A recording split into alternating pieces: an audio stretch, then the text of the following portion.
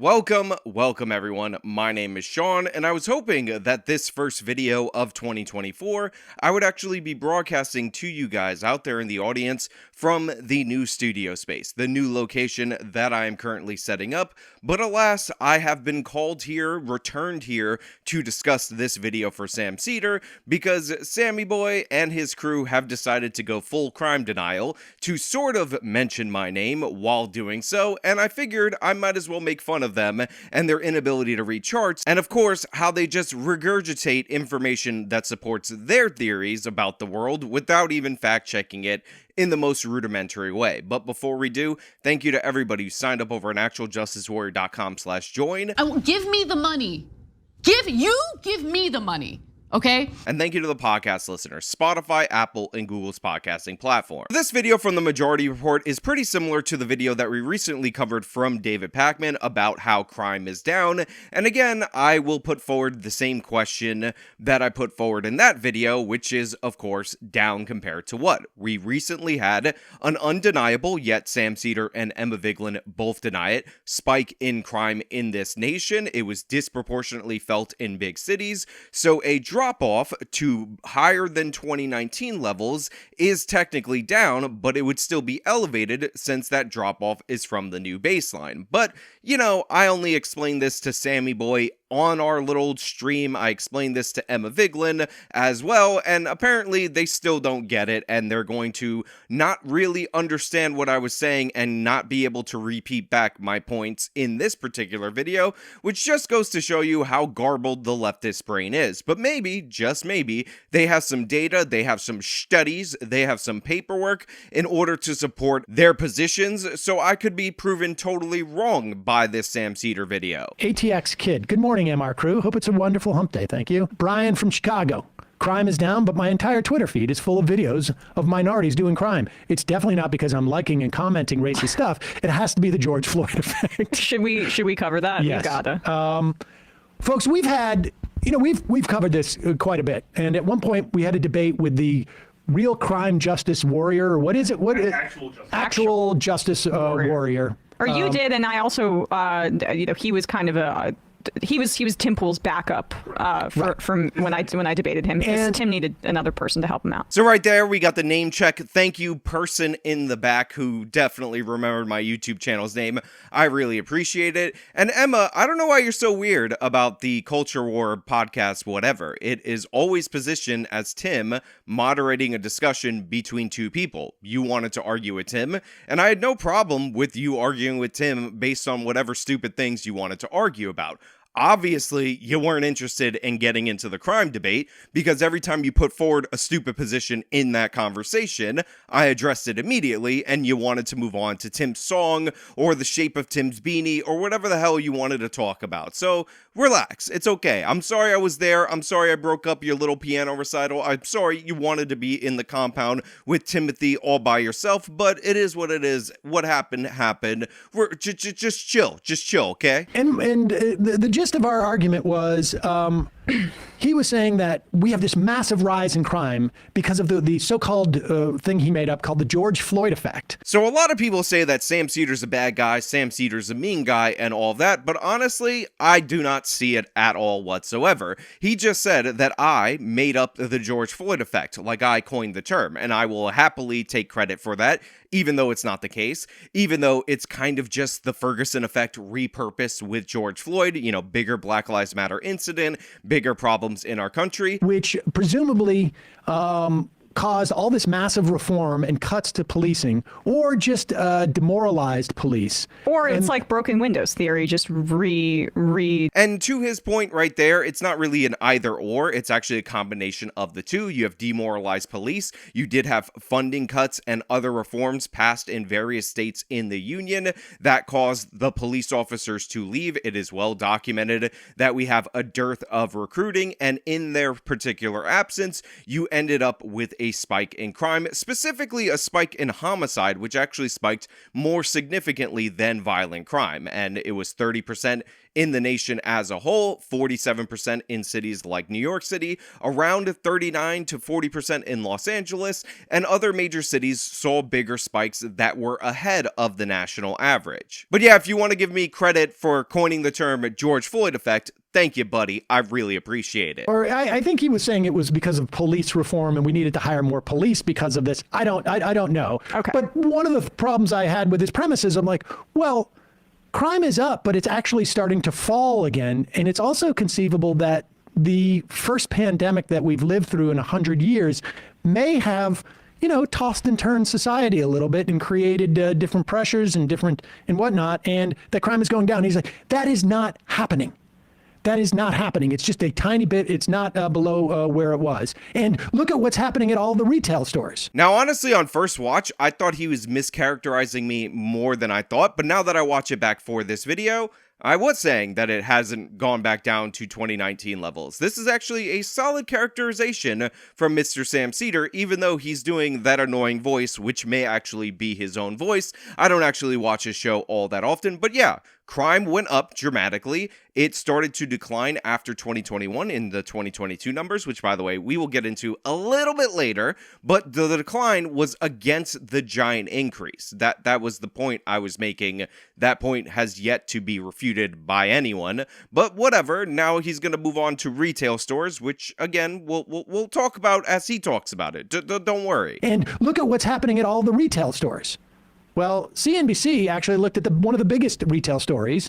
That was when Target said that they were closing 9 stores because of crime to keep their employees and their customers safe. Now, we should also say that the Association of Retail Stores came out and said we had to amend our report on crime in stores and loss because it turns out that it wasn't really necessarily crime that we had this loss from. So I've been waiting for somebody to mention this in a video that I actually wanted to respond to so that I could refute it, because I've seen this out there on the internet.com and it's always 100% of the time mischaracterized in the same way that Sam Seder mischaracterized it. So the National Retail Federation, or the National Federation of Retailers, who really cares, did in fact amend their 2020 report where they stated that something like 50% of the shrink was due to organized retail theft. Now, their amending of that previous report was just amending out the organized portion of that report. And anybody who saw that at the time,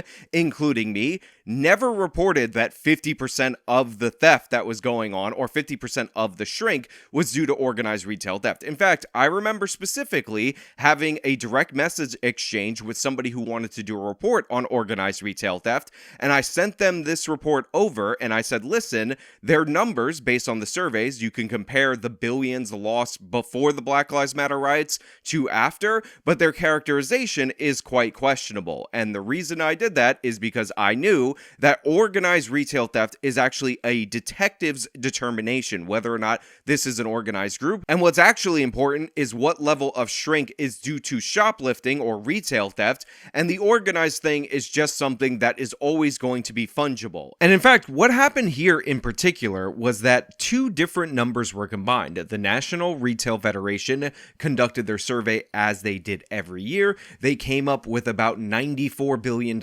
in losses due to shrink, which is not theft. And they estimated in the same report that the majority report is pretending is discredited, that 37% of that was due to external theft.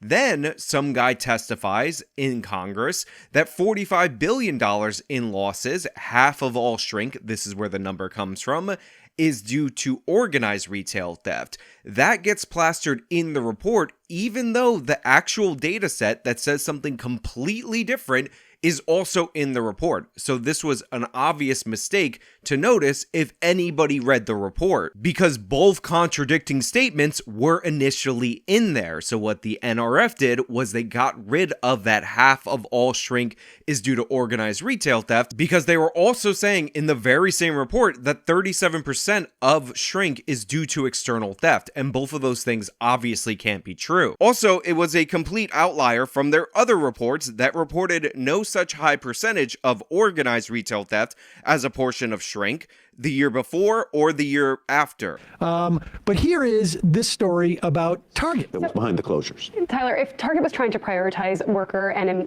customer safety, they would have closed the stores that are still open. What my investigation found is that the stores that Target chose to keep open in nearby locations actually had way higher crime incidents than the ones that they closed. So what we did is I pulled public records from all the police departments that saw store closures. That was going to be in Seattle, Portland, New York City, and San Francisco Bay Area. And so what you'll see is that the stores that were closest to the ones that it closed had higher crime incidents in all but one case. So we have data on 21 stores. Only one store that closed had higher crime than the one that it kept open nearby. So why were the ones that didn't have the highest crime the ones that got closed? So there's a lot of factors that could be at play here. And what's important to point out Were they is just underperformers? that's what it looks like. Some of these stores had less foot traffic than other ones. Like the San Francisco store is a really great example. The one that they kept open was in the heart of San Francisco's tourist and shopping district, right there in Union Square. It's packed. And then the one that they closed was downtown near a highway.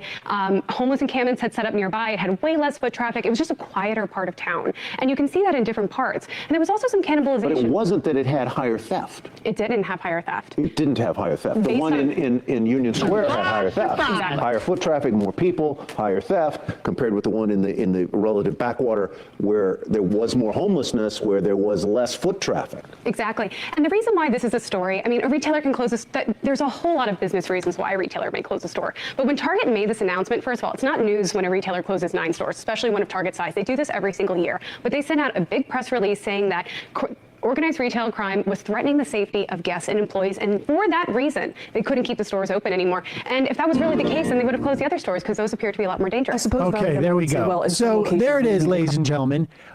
You have basically some executives trying to tell their shareholders it was crime's fault, not the fact that we just chose bad locations or whatnot. So I like the fact that Sam Seder and the Majority Report crew decided to play this particular clip from CNBC. And of course, unlike most people out there in their audience, I actually watched the full clip because it doesn't actually tell the story that Sam and Emma and the whole crew are hoping that it tells. Now, of course, obviously, based on this woman's research, there are more incidents of reported theft at stores that were kept open with higher foot traffic versus the theft instances at stores that were closed that had lower foot traffic. And notably, there was one that had a very large homeless encampment near it, and it was near a highway, and there was just not a lot of foot traffic right there. And I wonder if at all those things could be connected in any way, shape, or form. But don't worry, Sam's got his explanation, and we'll hear his explanation,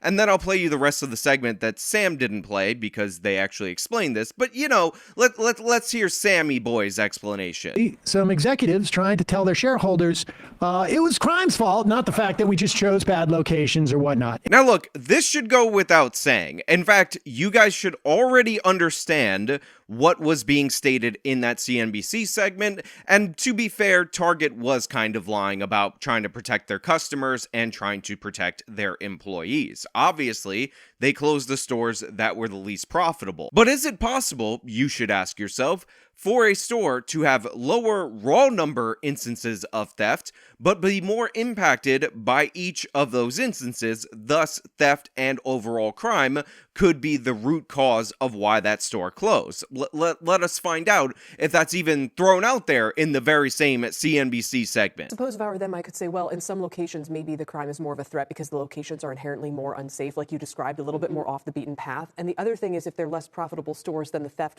theft per sales per square foot or something might look a little bit different than just overall levels, blanket levels. Now, look, this should not require an explanation unless you work, I don't know, at the Majority Report or in progressive media, but I'm going to explain it to you guys with simple numbers so that you can understand what is actually going on here. Let's say you have 2 different stores. We'll call them both Target because Target is the store that we're talking about, and store number 1 has 10,000 sales a month. I know Target wants way more, but trust me, keeping the number simple makes this much easier. here. And with that 10,000 sales a month, they have 60 instances of theft. Now, 60 instances of theft against 10,000 sales, obviously, proportionately, not that large. Pretty small percentage. We can all understand that. Now, let's say there's another Target store. This store is not doing so well in the sales. They have 1,000 sales a month, but they only have 30 instances of theft. Now, according to the analysis put forward initially by the CNBC report, that store with 10,000 sales a month with the 60 thefts has more theft instances, raw number of theft instances, than the other one. But we know, based on the proportionality, that each of those other instances, those 30 against the 1,000 sales, they tend to hit harder because they're a larger portion of the sales. This is all that was proved by the CNBC places, that stores that had more foot traffic to compensate for the elevated levels of theft remained open because they were still profitable even despite the theft, while stores that had lower levels of foot traffic, may have had a homeless encampment deterring people from going into that store, could tolerate less theft per their sales or per whatever measurement, obviously because those theft instances cut into their profits significantly more. That's all that was proved right there. That was it. And the other thing is, if they're less profitable stores, then the theft, theft per sales per square foot or something might look a little bit different than just overall levels, blanket levels. Yeah, that's absolutely true, Kelly. And also, it's important to point out that my data doesn't show the full picture. Now, to give credit to the CNBC reporter, she acknowledges that her data is not the whole picture. She acknowledges what was put forward by the other reporter, that obviously those theft instances could be doing more damage to the stores that are already underperforming comparatively, and that could be the thing that puts it over the top, causing that store to close. That's all in the original segment, conveniently left out by Sam Seder and the Majority Report, but you just saw it for yourself. Now let's go back to Sammy Boy and his celebration that Target is totally not getting stolen from, and they're just closing stores because they don't even think about it. There it is, ladies and gentlemen. You have basically some executives trying to tell their shareholders it was crime's fault, not the fact that we just chose bad locations or whatnot. And this story just kept getting propelled and propelled, and we saw it in the context. Everybody was dipping in and using it. There's a crime spree across the country. There's retail outfits. This is why we're having losses. This is why we got to raise prices. Now, when Sam says everybody was using it, that's not exactly true. Even though I did talk about retail theft and I did show you individual cities' data, the reason I did that instead of showing you national data or going to the National Federation numbers, except when we were talking about the dollar amount, is due to the fact that only a few cities in this nation actually break down their theft into the category that gets us a retail theft number. So I'm often a fan of showing you guys this chart from the John Jay College of Criminal Justice. This is a chart of theft of all different categories of New York City, which shows you that overall property crime is down and or flat, but retail theft is up 77% since the Black Lives Matter riots. But again, we'll talk about that a little bit later. Let's get into Sammy Boy's charts. Put up the other graph. And now the FBI has put out more information. Do the whole piece by Kevin Drum. Because you can see this here.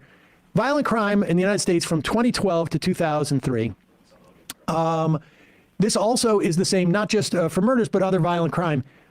2023, we only have up until through September. So this is, we don't have October and November in these statistics. And I'll just say, you can't really see the y-axis part there, but it says rate per 100,000 people. That's what the numbers on the left indicate. But the bottom line is that violent crime is down, and we should say other crimes are down as well, carjackings and whatnot. But so there's a few things I want you guys to understand about this chart so we can avoid confusion. As Sam said right there, this data only goes up to September 1st, which is interesting because David Pakman was at least able to provide data up to October 1st, but whatever, that's not really the main issue right here. The main issue is this dotted line right here that shows crime descending all the way down, lower to levels that we've never seen throughout our entire history. history. This is just indicative of the fact that the data only goes up to September. It is not actually the drop. The chart is kind of made deceptively in that way, among other deceptions in this piece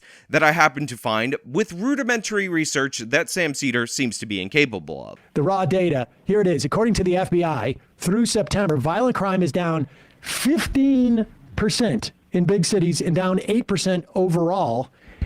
Murder is down 25% in big cities, 16% overall. Property crime, which was so important to crime justice warrior, is down 6% this year. Burglary is down 12%. Both property crime and violent crime are on track. And to be fair, we're not there yet, but they are on track to be at their lowest levels in, you ready? Not 1 year, not 2 years, not even going back to 2019, but 50 years. Sam is so excited about this, and I just want to point out that we do have the homicide data. The homicide data is the most reliable data that we can get from reporting, and homicide actually nationwide went down with the completed numbers that Sam could have had access to at the time that he recorded this video by 12%, which is a good thing. And by the way, in the previous year, 2022, homicide went down about 7%. So let's just do some quick maths on the homicide issue, and then I'll move on to this chart, and specifically that 50-year claim. Now, as I've told you a million times on this channel, in 2020, we saw the largest year-over-year increase in homicide in American history. It was about 30%. And this was followed by a 6% increase from that new elevated baseline in 2021. And in 2022, we saw a 7% decline. And now that we have the new numbers for 2023, as of right now, we saw a decline of about 13%. So let's do some quick maths so you can understand that homicide is still up despite what Sam Seder is trying to tell you. Now let's make the numbers really simple. Let's say there were 100 homicides, then you had a 30% increase. That gives you 130. Then you get a 6% increase on top of that, and that is 137.8 homicides. So over 2 years, that's about a 38% increase from our original baseline of 100. Now we got to take out 7%, which gives us about 128.1. And again, even though it's 12.8% in some of the reports, we'll just round it up to 13. It will be fairer to the Sam Seder side of the equation, and we deduct that from our baseline right here. Now that gives us a grand total of 111.5, meaning that homicide nationwide is still elevated by 11.5%. Again, the trick that they always use is they pick a point, they say crime down from that point, but the question that you need to always ask yourself is down compared to what? Compared to the 2019 levels, we are still elevated. This is the point that I made to Sam Seder. This is the point that I will continue to make. I will acknowledge that we're seeing a good trajectory for the nation. It could be worse. We could be going up, but we are still elevated, and this is the problem that I'm identifying in the nation. Which was so important to crime justice warrior, is down 6% this year. Burglary is down 12%. Both property crime and violent crime are on track. And to be fair, we're not there yet, but they are on track to be at their lowest levels in, you ready? Not 1 year, not 2 years, not even going back to 2019, but 50 years. 50 years. So first of all, I just want to say I absolutely love this. I love this in every possible way, in ways that you cannot possibly understand, and ways that I'm kind of a little bit ashamed of, because the way that Sam says this, the way that everybody in the peanut gallery is so excited for the nearly 50-year claim, is just so beautiful to me, because I'm actually aware of the crime data from 50 years ago, and I know that this claim is objectively stupid. It's idiotic. Only a buffoon with a team of people who only deal in confirmation bias and never fact check anything would present this in the way that Sam Seder decided to present this. Because if we go 50 years ago to the 1970s, what you'll find out is that each and every year on this chart, not just 2023, every single year, 2012 through 2023, is lower than every single year in the 1970s. Now, if you'll remember, Emma the Buffoon made sure to tell you, because their graphics department cut off part of this chart, that this chart was violent crime per 100,000 residents. And I'll just say, you can't really see the y-axis part there, but it says rate per 100,000 people. That's what the numbers on the left indicate. This is not unusual. This is how we measure crime. And as you can see with this chart, which I pulled up a better copy so you could see both the X and the Y axis, shows us that not one year of any of the years shown, 2012 to 2023, did we see the violent crime rate go over 400 incidents per 100,000 residents. Not one year here at all. Now, by comparison, and we look at these charts, and I know they look a little bit different, but if you look at the sourcing on the bottom, they're both from the FBI's Uniform Crime Report, and what we could see, except for maybe 1970 itself, which by the way has crime at in and around 398 instances of violent crime per 100,000 residents, every single year is over 400 instances per 100,000, meaning that crime every single year here is already lower than 50 years ago, being the 1970s. Now, even though there's no chart here for property crime, I decided that I was going to go out of my way and look this up as well, look at the 1970s levels, and it turns out there were over 3,500 instances of property crime per 100,000 residents in the United States of America for each and every year throughout the 1970s, and we actually dropped below that level back in 2004, and we never even came close to reaching that again. And by the way, this shouldn't be surprising because if you look at the data, violent crime never spiked in the same way that homicide did in the first place. In 2019, we had 363.9 instances of violent crime per 100,000. That moved up to 385.2 in 2020, then to 377.6 in 2021, and then for 2022, it was at 369.8 instances per 100,000. So it's a spike, but it was nowhere near the 30% spike that we saw in homicide in 2020. This is why you would see headlines saying murder is up to a high point over the last 10 years or maybe the last 25 years, depending on which city you live in, but violent crime is relatively unchanged. And the same is true for overall property crime, obviously with the caveat related to possible retail theft and definitely related to Grand Theft Auto. Also, as I pointed out in the David Pakman video, we are actually transitioning from the Uniform Crime Report to a new reporting system from the FBI based on the National Incident Reporting System database, and because of that, we're seeing less and less law enforcement agencies participate in the UCR. As I pointed out in that video, the drop-off from 2021 was around 16,000 agencies versus 14,000 agencies, aka 2,000 law enforcement agencies no longer reporting under the UCR, and this has caused complications with the UCR data that we will address at the end of this video. Not 1 year, not 2 years, not even going back to 2019, but 50 years. 50 years. So what we find out right here is that we had an idiot that decided that he wanted to deny crimes and he was going to put out an article and he wanted a bold statement. And in that bold statement, he didn't want it to say 3 years. He didn't want it to say 10 years, not even 25 years. He decided that he was going to make his bold statement as big and round number sounding, but not too far in the past to the point where you guys get confused out there in the audience and start to question it and peg it in and around 50 years. But the problem is, he didn't look at what the crime rates were in these specific categories that he chose to highlight 50 years ago, because had you done that, you'd realize how asinine this comparison actually is. But thank you, Sam, for saying it so boldly and so confidently with your whole entire team not fact-checking a single thing about it.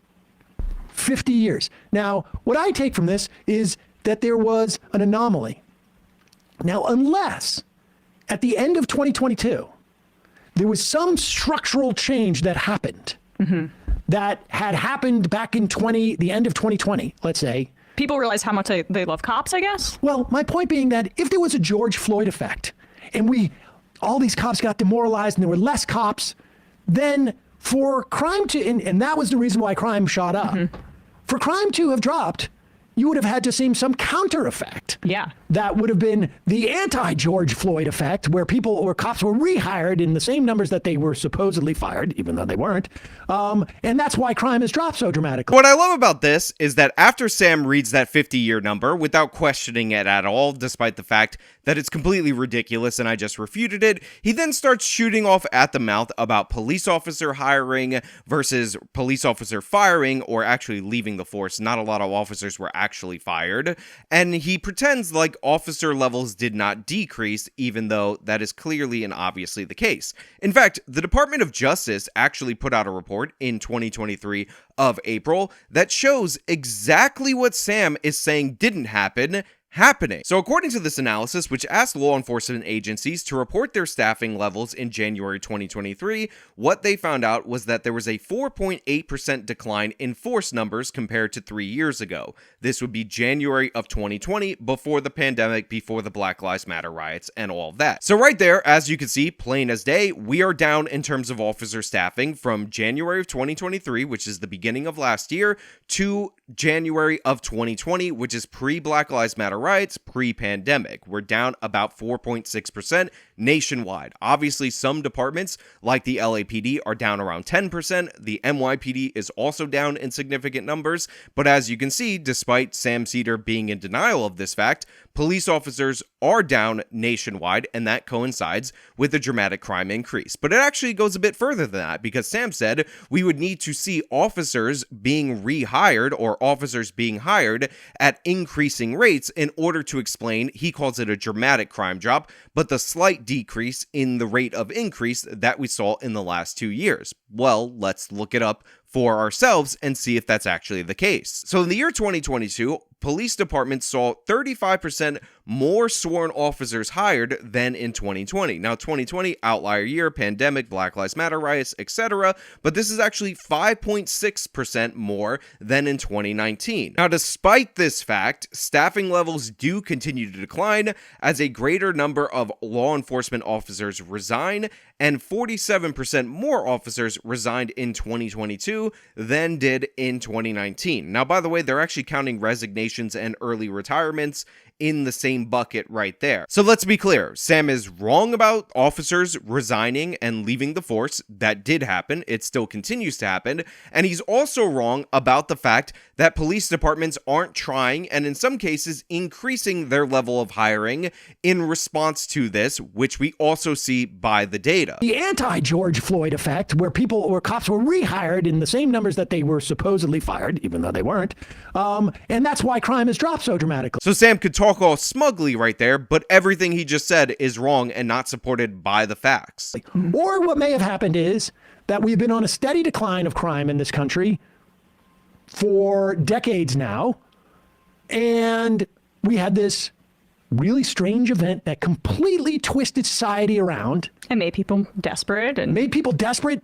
Maybe drove people crazy in some instances. Sure. I'm not saying like clinically, but like pressure, and then they're looking like I can't go to work, or like this work that I have, they're willing to like, subject me to death, or 1 million people have died plus in this country and nobody seems to give a crap. So why can't I go steal a car? Who knows? So 2 things about this portion of the clip that make me laugh. First and foremost, Sam has no understanding of the criminal mind, and I find that to be hilarious. He thinks that people were looking at the CNN ticker, the number of people died as reported by CNN, and thinking, wow, all those people died, therefore I commit Grand Theft Auto. That's the most ridiculous and stupid thing I've ever heard. But then again, when you think about Sam Seder's position, you think about how he grew up, you think about how Emma Vigeland grew up, you understand how this could make sense to people like them. Number 2, I never said that the pandemic, in fact, I specifically said the opposite, didn't have an impact on people's behavior and isn't probably a contributing factor to crime. Now, this hypothesis is not a very strong hypothesis, considering that when the pandemic actually started, crime plummeted dramatically, and it only started to spike after the Black Lives Matter riots and after reforms were instituted and all that. But, it probably was still a factor. It probably still had some impact. You had all these people home that could have been working, could have been going to school and all of that, and their lives were upended. So sure, that was a contributing factor. What the mental processes were, but that it was a function of this pandemic. And now we have crime dropping, assuming the past 2 months have stayed on course for the rest of the year, to 50-year historic lows. Again, he just asserts that 50-year historic low number with so much confidence, even though, again, I've already shown that the 1970s, 50 years ago, were higher each and every year than every year over the past decade in the two categories that he highlighted. In fact, retail theft has been lower this year and then in most of the country than it was a few years ago, according to police data. Some exceptions, including New York City, exist, but in most major cities, shoplifting incidents have fallen 7% since 2019. Since 2019, Pandemic. The George Floyd effect, or whatever it is you want to call it. So what I love right here is the confidence that Sam Seder says that with. He's like, pre-2019, pre the George Floyd effect, or whatever you want to call it, shoplifting is lower than in the United States of America. Now, first and foremost, I want to point out that this study that they're referencing, which comes from the Council on Criminal Justice, is not of the entire country. In fact, it only includes 24 cities, and the only way they managed to keep retail theft down to pre-2019 levels is by excluding the New York City data set, which actually shows shoplifting is significantly elevated, even amongst the cities that they chose specifically for this study. And what a collection of cities these actually are. I'm going to put them up on the screen for you, and I want you to tell me if you notice any cities that might be missing that we might talk about from time to time on this channel. So when you look at this chart for yourself, what you find out is that A, it's from 2019 January to only June of 2023, and the bulk of the drop in shoplifting comes from cities that we almost never talk about when we discuss retail theft. St. Petersburg, Florida, down 78%. Again, who is covering looting and rampant shoplifting in St. Petersburg? We have St. Paul and Minneapolis, the Twin Cities, St. Louis, Austin, Colorado Springs, Little Rock, Arkansas, Chandler, Cincinnati, Seattle, Denver, Nashville, Chicago, which is one that we talk about, Memphis, Lincoln, San Francisco, one that we talk about, Chattanooga. Now, what you'll notice about all of the cities that I just named in terms of the decline in retail theft in comparison to their 2019 levels is that we've only ever discussed two on this channel, and there's only two on that list that you even hear about in terms of this particular problem, and that is Chicago and San Francisco. Now, to be clear, Chicago seems to have straightened out to a certain extent their retail theft problems in comparison to 2019. However, San Francisco, they're very low in their decline compared to that number, and this could be due in large part to the fact that their spike in retail theft actually had to do with criminal justice related reforms that predate the Black Lives Matter riots. But of the places that we saw increases in, we have Boston, which to be fair, we never talk about, up 8%. We have Raleigh, North Carolina, which to be fair, we don't talk about. Dallas, 19%. Virginia Beach, 19%. And the leaders are Los Angeles at 61% and New York City at 64%. So what we have right here is not a nationwide drop in retail theft. We have 24 cities arbitrarily chosen that don't include Philadelphia, they don't include Baltimore, they don't include Oakland, they don't include all these other places that we talk about frequently on this channel because the surge, by the way, is very much region specific. They include a bunch of other cities in order to counterbalance it to say that there's not a problem, and I believe it's done intentionally so. And to make matters even funnier, even with these groupings of cities, they still had an elevated rate, so then they took New York City out of it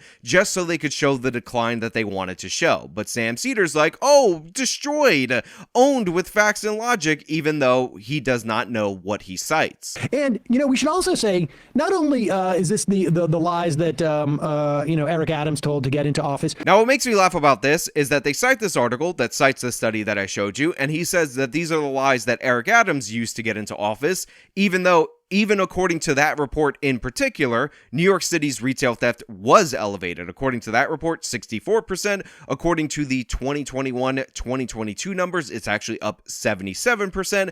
But Sam just says, oh, well, nationwide, that means everywhere in the nation. Let me not even look into it because why would I ever bother to check a source? And a final point on this from me. Let this be a lesson in people's media literacy, because there were a lot of folks that just ran with this because it was being reported in outlets. But when you read the details, it's the trade associations and the corporations that are making these claims about crime. And so, you've got to, in the same way, I feel this way when we're talking about, Israel and Gaza more broadly as well. You have to analyze where this information is coming from and who is making the claim and if it's been independently verified by the source.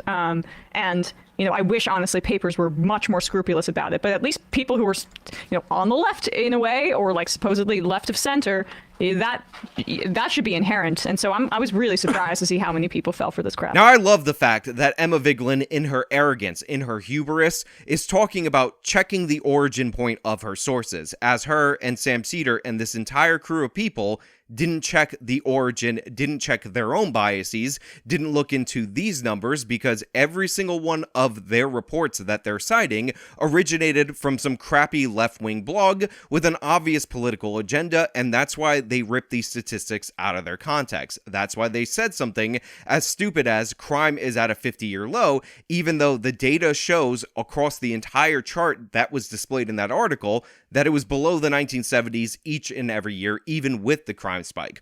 On top of that, they never once decide to maybe scrutinize the FBI data in any way, shape, or form, not even with the methods that are provided to us to look at this data in particular. Now, I've discussed this, but there was actually a big problem with the Uniform Crime Report in 2022. In fact, there was significantly less reporting of crimes to the police than there was in previous years, so we actually saw great disparities between what the Uniform Crime Report brought us and between what was provided to us by the National Crime Victimization Survey. And for many crimes, except for homicide, because victims of homicide aren't very good at filling out surveys, this is the better way to gather data on such crimes. And I want to show you the disparities so that you can understand what we're dealing with, because even some of the drop that we saw in 2022 could be down to the fact that we saw a significant drop in reporting, not an actual violent crime or property crime. Now, by the way, ironically, this report can also be found on the Council on Criminal Justice's own website,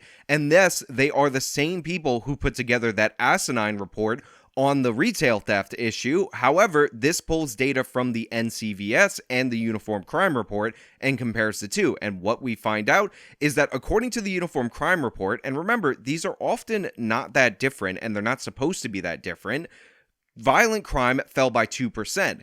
However, according to the victimization survey, it was up by 75%. And when we go to the categories, what we find out is that rape was reportedly down 6%. However, the NCVS actually had a 58% increase in rape. And by the way, I'm pretty sure these include sexual assaults as well. Robbery was reportedly up 1%. But compared to the NCVS, it actually was up 47%, and aggravated assault, which was reported as down 2%, was actually up, according to the NCVS, 104%. And the reason for this disparity is because 52% of serious violent crimes were reported to the police in 2021, compared to just 48% in 2022. This is a relative decrease of nearly 8%. And the greatest disparity is actually in the aggravated assault category. 61% were reported to the police in 2021, compared to 50% in 2022, a relative decrease of 18%. And what they cite for the reason why people aren't reporting these crimes is declining trust or increasing fear of the police. This is due to the George Floyd effect. Increased police response times due to the fact that many cities and localities are facing officer shortages, and other issues that I've talked to you about on this channel a bunch of different times. But all of that is thrown asunder by Sam Seder so he could take his empty, hollow victory lap, despite the fact that the data does not support his claim. But hey, that's just my opinion, and I want to know what you guys think. Let me know down in the comments below. If you liked the video, show them by leaving a like, subscribe for more content, follow me on my social medias, support me via the support links in the description of this video. This has been me making the first video of the new year. Till next time.